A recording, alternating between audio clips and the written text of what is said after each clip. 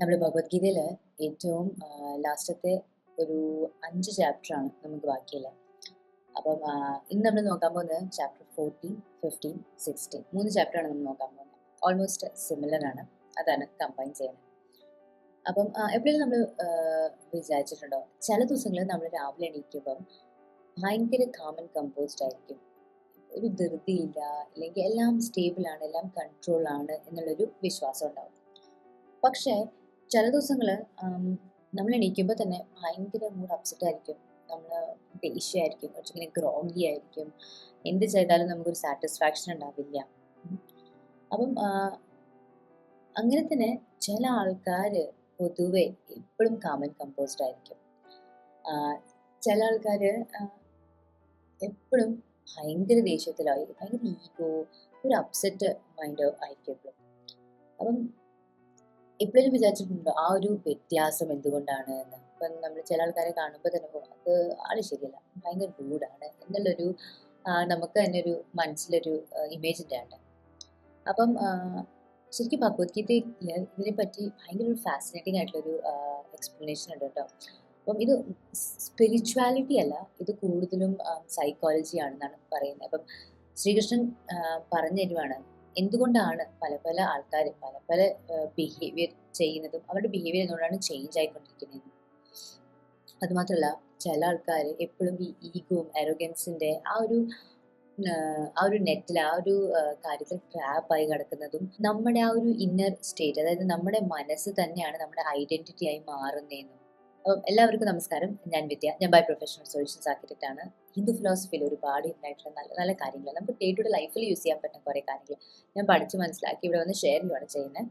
അപ്പം ചാപ്റ്റർ 14 ശ്രീകൃഷ്ണൻ 3 ഗുണങ്ങളെ പറ്റിയിട്ടാണ് പറയുന്നത്. ഒരു ഒരു മനുഷ്യന് 3 ഗുണങ്ങളാണ് ഉള്ളത്. ആദ്യത്തെ ഗുണമാണ് സത്വ, അതായത് സാത്വിക് ഗുണങ്ങൾ. ഒരേ ഗുണത്തിന് ഒരേ ക്യാരക്ടറിസ്റ്റിക് ഉണ്ട് കേട്ടോ. അപ്പം ഈ സാത്വിക് ഗുണം എന്ന് പറയുമ്പം നമ്മൾ ഭയങ്കരമായിട്ട് കാം ആൻഡ് കമ്പോസ്ഡ് ആണ്, നമ്മൾ ഹാപ്പിയാണ്, നമുക്ക് ഭയങ്കര മനസ്സിനെ കൺട്രോൾ ഉണ്ട്, പുറത്തെന്ത് നടന്നാലും അത് ഡസൻറ്റ് അഫക്റ്റ് അസ്. ആ ഒരു സ്റ്റേറ്റ് ഓഫ് മൈൻഡിനെയാണ് സത്വ അല്ലെങ്കിൽ സാത്വിക് എന്ന് പറയുന്നത്. രണ്ടാമത്തെ ഗുണമാണ് രജസിക്, അതായത് നമ്മുടെ ഡിസയേഴ്സ്, നമ്മുടെ ആഗ്രഹങ്ങൾ, നമ്മുടെ ആംബിഷൻ, നമ്മൾ ഇനിയും അച്ചീവ് ചെയ്യണം എന്നുള്ള ഒരു പുഷ്, അതൊക്കെ വരുന്നത് രജസിക് എന്ന് പറഞ്ഞ ഗുണത്തിലാണ്. അപ്പം നമുക്ക് എത്ര കിട്ടിയാലും മതിയാവില്ല എന്നുള്ളൊരു സ്റ്റേറ്റ് വരുന്ന ഒരു ഗുണമാണ്. അപ്പോൾ നമ്മുടെ മൈൻഡ് എപ്പോഴും ആലോചിച്ചുകൊണ്ടിരിക്കുകയാണ് വാട്ട് നെക്സ്റ്റ്, അല്ലെങ്കിൽ ഐ വോണ്ട് മോർ. ഒരിക്കലും ആ ഒരു സാറ്റിസ്ഫാക്ഷൻ എപ്പോഴും ഇനിയും വേണം എന്നുള്ളൊരു തോട്ടാണ്.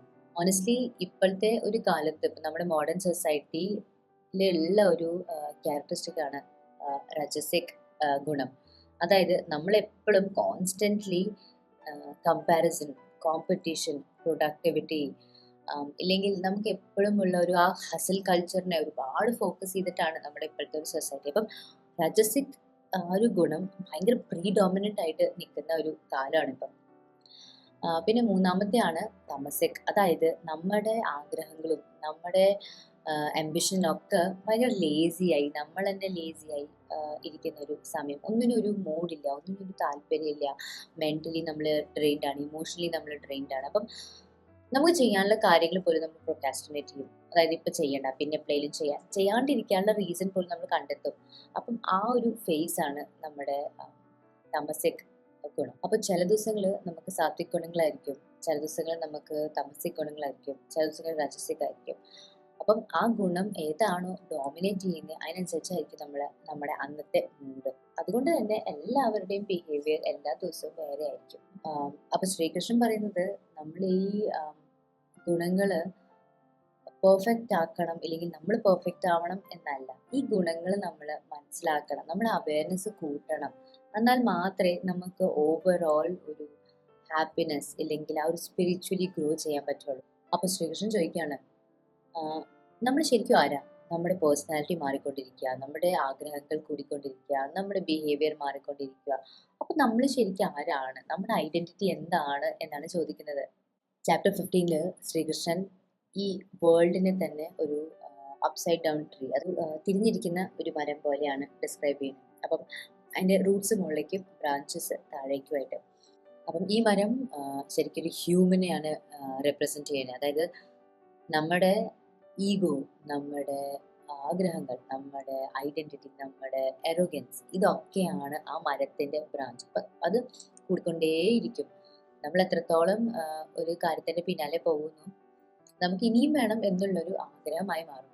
ശരിക്കും ഇപ്പോഴത്തെ കാലത്ത് അതിന് ഭയങ്കര ഒരു ഇമ്പോർട്ടൻസ് ആണ്. അപ്പം കൂടുതൽ പഠിക്കുക, achieve more, study more, buy more, explore more, gain attention, become successful faster, അതൊക്കെ നമുക്ക് നമ്മുടെ സൊസൈറ്റി നമ്മളെ കൊണ്ട് ചെയ്യിപ്പിക്കുകയാണ് ചെയ്യുന്നത്. ആൻഡ് സ്ലോലി ഈ അറ്റാച്ച്മെൻറ്റും ഈ ഈഗോ ഒക്കെ നമ്മുടെ ഐഡൻറ്റിറ്റി ആയി മാറുക. നമ്മൾ തന്നെ അറിയാണ്ട് നമ്മൾ ആ വാലിഡേഷന് വേണ്ടി വെയിറ്റ് ചെയ്യാണ്. നമ്മൾ തന്നെ അറിയാണ്ട് നമുക്ക് ആ ഒരു കമ്പാരിസൺ വരുവാണ് ചെയ്യുന്നത്. അപ്പം ഇതൊക്കെ ഇപ്പോഴത്തെ മോഡേൺ ടൈംസിൽ ഉള്ള ഒരു പ്രശ്നമാണ്. അപ്പം എങ്ങനെ ശ്രീകൃഷ്ണൻ ഇത് മനസ്സിലാക്കി ഇത്രയും വർഷം മുന്നേ ഇത് എഴുതിയെന്നറിയില്ല. പക്ഷേ നമുക്ക് ഭയങ്കരമായിട്ട് വാലിഡ് ആയിട്ട് തോന്നുന്ന ഒരു കാര്യം. ശരിക്കും നോക്കുവാണെങ്കിൽ പോലും നമ്മുടെ കമ്പനിയിൽ ഒരാളെ, അയാളുടെ പൊട്ടൻഷ്യൽ എന്താണ്, അല്ലെങ്കിൽ അയാളുടെ സ്കിൽ എന്താണ്, അയാൾ ആരാണെന്ന് നമുക്കറിയില്ല. പക്ഷേ അവരുടെ ആ ഒരു ജോബ് ടൈറ്റിൽ നമുക്ക് നന്നായിട്ട് അറിയാം. ഇന്ന കമ്പനിയിലെ CEO, ഇന്ന കമ്പനിയിലെ CFO, ഇന്ന കമ്പനിയിലെ CTO എന്നൊക്കെ പറയുന്ന പോലെ അത് ആ മനുഷ്യൻ്റെ ഐഡൻറ്റിറ്റി ആയി മാറി. ഇപ്പം ഇൻഫ്ലുവൻസേഴ്സ് ആണെങ്കിലും അവരുടെ സബ്സ്ക്രൈബർ കൗണ്ട്, അവരുടെ ഫോളോവർ കൗണ്ട്, അവരുടെ റീച്ച്, അതൊക്കെ അവരുടെ ഐഡൻറ്റിറ്റി ആയി മാറി. അവർ ശരിക്കും എന്താണ്, അവർ ശരിക്കും ആരാണ് എന്ന് നമുക്ക് ആർക്കും അറിയില്ല. നമ്മൾ കാണുന്ന ഒരു പെർസ്പെക്റ്റീവ് മാത്രമേ നമുക്ക് അറിയുള്ളൂ. അപ്പം ഏറ്റവും വലിയ പ്രശ്നം എന്താ ഉണ്ടാകുന്നത്, ഇതിനെന്തെങ്കിലുമൊക്കെ കുറയുമ്പം അയാളുടെ ആ ഒരു വർത്ത് അല്ലെങ്കിൽ വാല്യൂ കുറയുകയാണ് ചെയ്യുന്നത്. ഇപ്പോൾ ജോലി പോവുകയാണ്, അല്ലെങ്കിൽ പൊസിഷൻ മാറുകയാണ് എന്നുണ്ടെങ്കിൽ ആ വ്യക്തിയുടെ ആ ഒരു ഇമ്പോർട്ടൻസ് പെട്ടെന്നാണ് മാറുന്നത്. അങ്ങനെ തന്നെയാണ് ഒരു ഇൻഫ്ലുവൻസർ, ഒരു സോഷ്യൽ മീഡിയ ഇൻഫ്ലുവൻസറിൻ്റെയും സിറ്റുവേഷൻ. ഫോളോവേഴ്സ് അനുസരിച്ചാണ് അവർക്ക് ആഡ് അല്ലെങ്കിൽ ബ്രാൻഡ് കൊളാബറേഷൻ ഒക്കെ വരുന്നത്. കുറഞ്ഞു പോവുകയാണെങ്കിൽ, ഫോളോവേഴ്സ് കുറയുകയാണെങ്കിൽ അവർക്ക് ആ കൊളാബറേഷൻ കുറയും, അവർക്ക് ആ ഒരു ഇൻകം കുറയും, പെർസെൻറ്റേജ് കുറയും.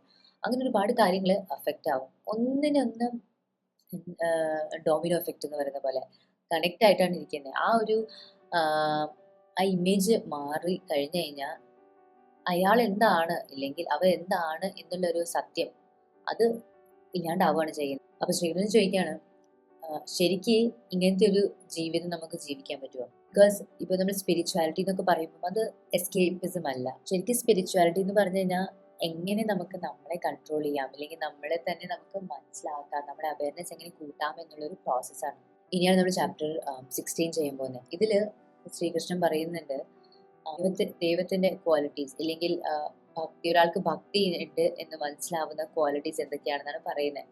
അപ്പം ഒരാൾ ഫിയർലെസ് ആണ്, സെൽഫ് കൺട്രോൾ ഉണ്ട്, അവർക്ക് ഓണസ്റ്റി ഉണ്ട്, അവർ കാമാണ്, ഫൊർഗിവിങ് ആണ്, ഇമോഷണലി ഡിസിപ്ലിൻ ആണ്.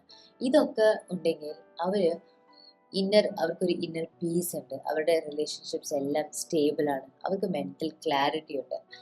അതുമാത്രമല്ല അവർക്ക് എന്ത് അവരുടെ ബിഹേവിയർ ആണെങ്കിലും അതൊരു ഹെൽത്തി ബിഹേവിയർ ആയിരിക്കും. അപ്പോൾ നമുക്കത് കണ്ടാൽ തന്നെ മനസ്സിലാവും. Honestly it is so scary.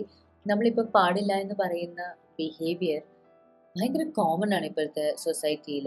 And അത് ഭയങ്കര ആക്സെപ്റ്റഡ് ബിഹേവിയർ ആണ്. ഇപ്പോൾ ചില ആൾക്കാർ ഫോർ എക്സാമ്പിൾ കോൺഫിഡൻസ് കാണിച്ചിട്ട്, അല്ലെങ്കിൽ കോൺഫിഡൻ്റ് ആണെന്ന് കാണിക്കാൻ വേണ്ടി അറോഗൻ്റ് ആവും. ദാറ്റ്സ് നോട്ട് റൈറ്റ് അല്ലേ? ചില ആൾക്കാർ അവരുടെ സ്ട്രെങ്ത് കാണിക്കാൻ വേണ്ടി ഭയങ്കര ഇമോഷണലി സ്ട്രോങ് ആണ് എന്ന് കാണിക്കും. അതിൽ ഞാനൊരു വ്യക്തിയായിരുന്നു. അതിൽ ഞാൻ ആ ഒരു കാറ്റഗറിയിൽ പെട്ട ഒരാളാണ്. അത് മാറ്റിക്കൊണ്ടിരിക്കുകയാണ്. പക്ഷെ അങ്ങനത്തെ ഒരാളായിരുന്നു ഞാൻ.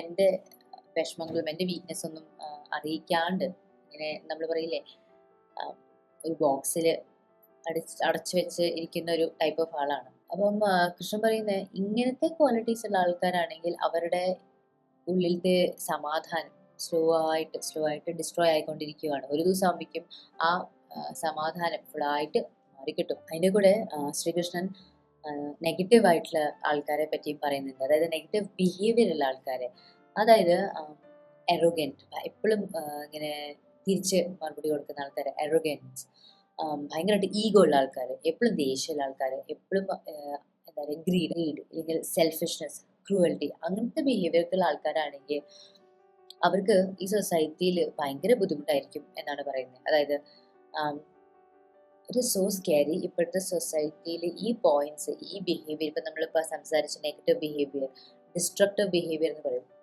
ഇതൊക്കെ ഭയങ്കര വൈഡ്ലി ആക്സെപ്റ്റഡ് ആണ്. അതായത് ചില ആൾക്കാർ കോൺഫിഡൻ്റ് ആണെന്ന് പറഞ്ഞിട്ട് ഭയങ്കര എറോഗൻ്റ് ആയിട്ടായിരിക്കും ആൾക്കാരോട് സംസാരിക്കുന്നത്. ചില ആൾക്കാർ അവരുടെ സ്ട്രെങ്ത് കാണിക്കാൻ വേണ്ടി അവരുടെ വീക്ക്നെസ്സസ് ഒക്കെ അടച്ച് ഒരു ബോക്സിൽ വെച്ചിട്ടാണ് നടക്കുന്നത്. അതിലൊരു ഏറ്റവും വലിയ എക്സാമ്പിളാണ് ഞാൻ. അപ്പം എനിക്ക് എപ്പോഴും ഒരു സ്ട്രോങ് പേഴ്സൺ ആണ്. I cannot let my weakness, ഇല്ലെങ്കിൽ let my emotions come out എന്നുള്ളൊരു ഒരു വിശ്വാസമുള്ള ഒരാളാണ് ഞാൻ. അറ്റ്ലീസ്റ്റ് ആയിരുന്നു. ഇപ്പം ഞാനത് മാറ്റിക്കൊണ്ടിരിക്കുകയാണ്, പക്ഷെ അങ്ങനെ ആയിരുന്നു. അപ്പം ഇതിൻ്റെയൊക്കെ റൂട്ട് കോസ് എന്താണ്? അതായത് ഈ ബിഹേവിയർ, ഈ ഡിസ്ട്രക്റ്റീവ് ബിഹേവിയർ എന്ന് പറയുന്നുണ്ടല്ലോ, അതിൻ്റെ റൂട്ട് കോസ് നമ്മുടെ ആഗ്രഹങ്ങൾ മാത്രമാണ്. അപ്പം നമ്മുടെ ആഗ്രഹങ്ങൾ കൂടുന്തോറും നമ്മുടെ ആ ഡിസയർ കൂടിക്കൊണ്ടിരിക്കും. അത് നമുക്ക് എത്ര കിട്ടിയാലും മതിയാവാണ്ടാവും. അപ്പം എന്തെങ്കിലും കിട്ടിയില്ലെങ്കിൽ നമ്മൾ ഫ്രസ്ട്രേറ്റഡ് ആവും. ഫ്രസ്ട്രേഷൻ വന്നു കഴിഞ്ഞാൽ നമ്മൾക്ക് ദേഷ്യം വരും.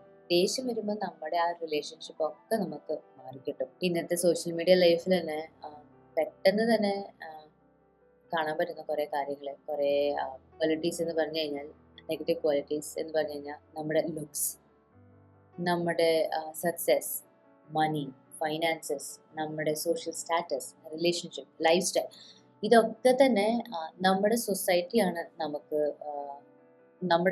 നമുക്ക് തരുന്നത്.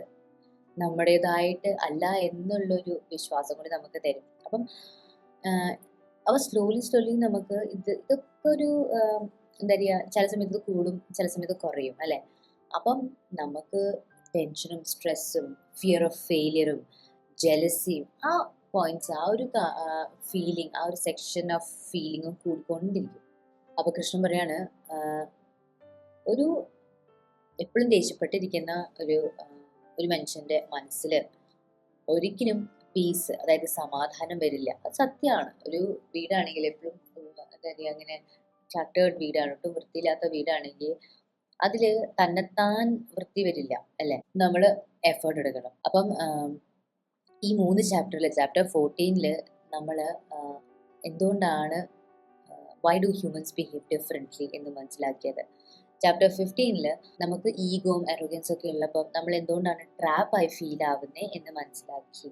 3-മത്തെ ശരിക്കും നമ്മൾ ആരാണ്, അതായത് നമ്മുടെ ഏത് പാർട്ടാണ് ശരിക്കും നമ്മുടെ ഐഡൻറ്റിറ്റി, നമ്മുടെ തോട്ട്സ് ആണോ, നമ്മൾ ചെയ്യുന്ന കാര്യങ്ങളാണോ, എന്താണ് എന്ന് നമ്മൾ മനസ്സിലാക്കുന്നത്. അപ്പം ഇന്നത്തെ ഈ വീഡിയോ എല്ലാവർക്കും മനസ്സിലായി. ഇത് നമുക്ക് ഇംപ്ലിമെൻറ്റ് ചെയ്യണേക്കാട്ടും മുന്നേ നമ്മൾ ഇരുന്നൊന്ന് ആലോചിക്കണം നമുക്ക് എന്തൊക്കെ ഗുണങ്ങളുണ്ട്. അല്ലെങ്കിൽ എവറി ഡേ നമ്മൾ എണീക്കുമ്പോൾ തന്നെ നമുക്ക് ഒരു ഐഡിയ കിട്ടും ഇന്നത്തെ മൂഡ് എങ്ങനെയാണ്. അപ്പോൾ തന്നെ നമുക്ക് കുറച്ചുകൂടി ഒന്ന് പ്രിപ്പയർ ആവാൻ പറ്റും.